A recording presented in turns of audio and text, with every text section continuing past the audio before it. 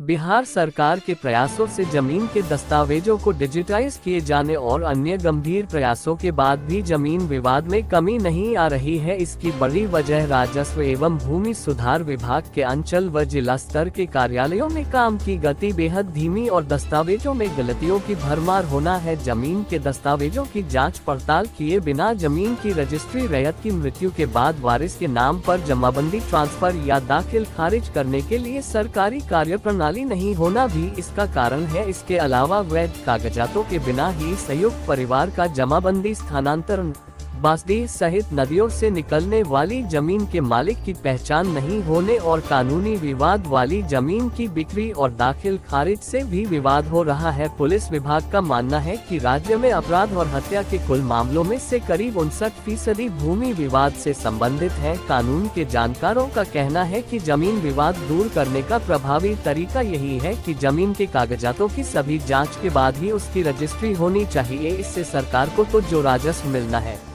वह मिलेगा ही। जमीन बेचने और खरीदने वाले विवाद मुक्त रहेंगे। सही रजिस्ट्री से दाखिल खारिज और दखल कब्जा में भी समस्या नहीं आएगी।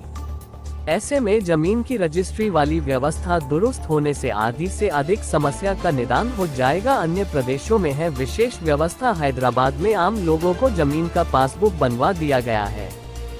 जमीन की रजिस्ट्री के समय यह पासबुक दिखाकर जमीन की पुष्टि अनिवार्य है। उत्तर प्रदेश में रैयत की मृत्यु के कुछ दिन के भीतर ही स्थानीय अमीन रैयत के घर जाकर उसके वारिसों की जानकारी जुटाते हैं, फिर जमाबंदी ट्रांसफर हो जाता है। संयुक्त परिवार की जमीन को लेकर कई तरह के विवाद सामने आते रहते हैं। इसमें जमीन का बंटवारा किए बिना ही रजिस्ट्री और दाखिल खारिज का मामला शामिल है। साथ ही ऐसी जमीन में एक हिस्सेदार का पूरा हिस्सा बिकने और खरीदार के नाम दाखिल खारिज होने के बाद बची जमीन की जमाबंदी में केवल अन्य हिस्सेदारों का नाम होना चाहिए, लेकिन ऐसा नहीं है। बची जमीन की जमाबंदी में भी विक्रेता हिस्सेदार का नाम दिखता रहता है।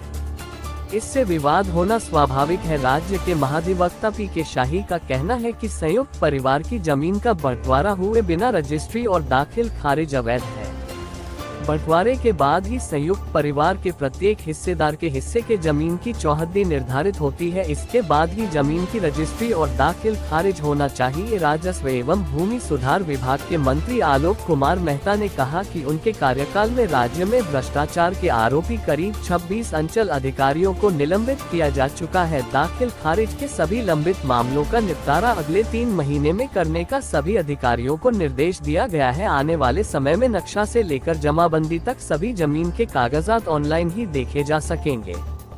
इसके लिए इंटीग्रेटेड सॉफ्टवेयर विकसित करने की जिम्मेदारी IIT रुड़की को दी गई है। गृह विभाग के मुताबिक बिहार में हुए अपराध हत्या के 58.74% मामलों का संबंध भूमि विवाद से रहा है। NCIB के आंकड़ों के मुताबिक 2021 में राज्य में विभिन्न विवादों के कारण हुई 1081 हत्याओं में से 635 हत्याएं संपत्ति या जमीन विवाद में हुई। उस साल बिहार में हर 5वीं हत्या संपत्ति या जमीन के विवाद के कारण हुई।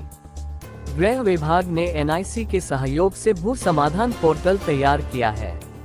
गृह विभाग के मुताबिक भू समाधान पोर्टल पर 23 मई तक 21,577 मामले दर्ज हैं, जिनमें 9,831 मामले निपटाए जा चुके हैं। दाखिल खारिज के मामले कुल मामले 1,54,54,048, लंबित मामले 7,66,468, समाधान 58,95,916, खारिज मामले 40,91,664। आंकड़े 10 जून 2023 तक के हैं।